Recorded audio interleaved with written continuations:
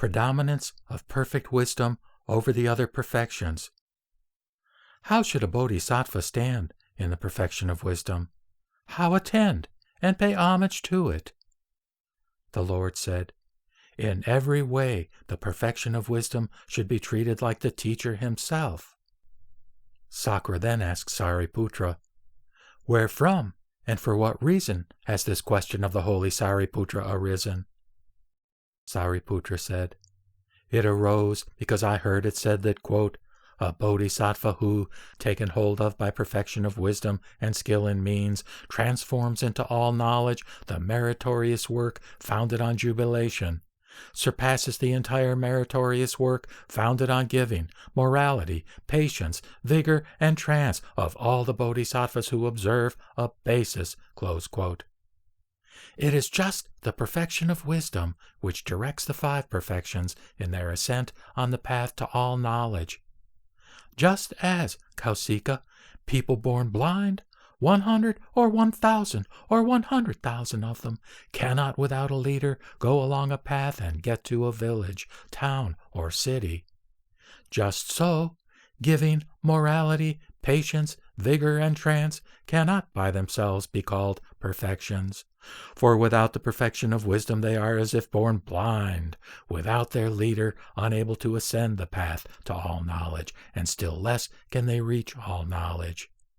When, however, giving, morality, patience, vigor, and trance are taken hold of by the perfection of wisdom, then they are termed perfections.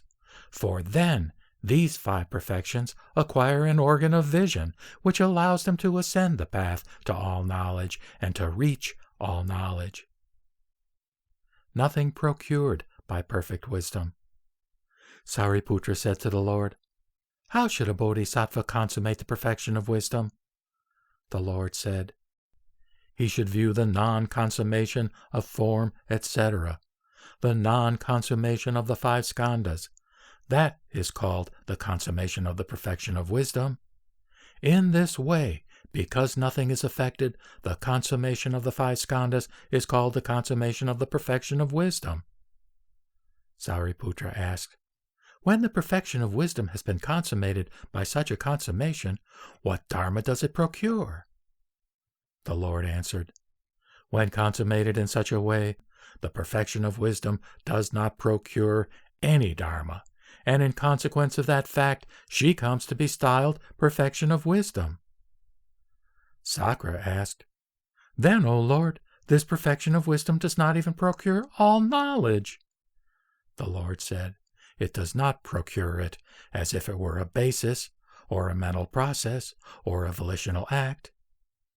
Sakra said, how then does it procure?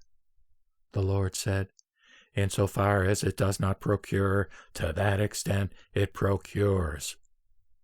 Sakra said, it is wonderful, O Lord, to see the extent to which this perfection of wisdom neither produces nor stops any dharma. For the purpose of the non-production of the non-stopping of all dharmas has the perfection of wisdom been set up, without, however, being really present. Subhuti said, if a bodhisattva should perceive this also, then he will keep far away from this perfection of wisdom, treat it as worthless and insignificant, and fail to act on it. The Lord said, this is quite true. For where the perfection of wisdom is lit up, there form does not become lit up, nor the other skandhas, nor the fruits of the holy life up to Buddhahood. Subhuti said, this perfection of wisdom is a great perfection, O Lord.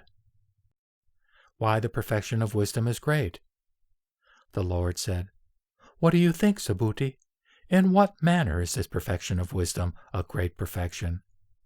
Subhuti said, it does not make form, etc., greater or smaller, and it does not assemble or disperse form, etc. It also does not strengthen or weaken the powers of a Tathagata, nor does it assemble or disperse them. It does not even make that all knowledge greater or smaller, nor does it assemble or disperse it. For all knowledge is unassembled, uncollected, and undispersed, undisturbed. If the Bodhisattva perceives even this, then he courses not in the perfection of wisdom. How much more so if he forms the notion, "Thus will I lead those beings to final nirvana." For this apprehension of beings as a basic fact, when he says, "I will lead all those beings to final nirvana," cannot be an outcome of the perfection of wisdom. This would indeed be a great basis of apprehension on his part. For the absence of own being in being should be known as belonging to the very essence of the perfection of wisdom. One should know that the perfection of wisdom is without own being, in the same way in which beings are without own being. That the perfection of wisdom is isolated because beings are isolated. That the perfection of wisdom is unthinkable because beings are. That the perfection of wisdom has an indestructible nature because beings have. That the perfection of wisdom does not actually undergo the process which leads to enlightenment because beings do not. That the perfection of wisdom, taken as it really is, does not undergo the process which leads to enlightenment, because beings, as they really are, do not undergo that process. That the way in which the Tathagata arrives at the full possession of his powers should be understood after the way in which beings arrive at the full possession of their power.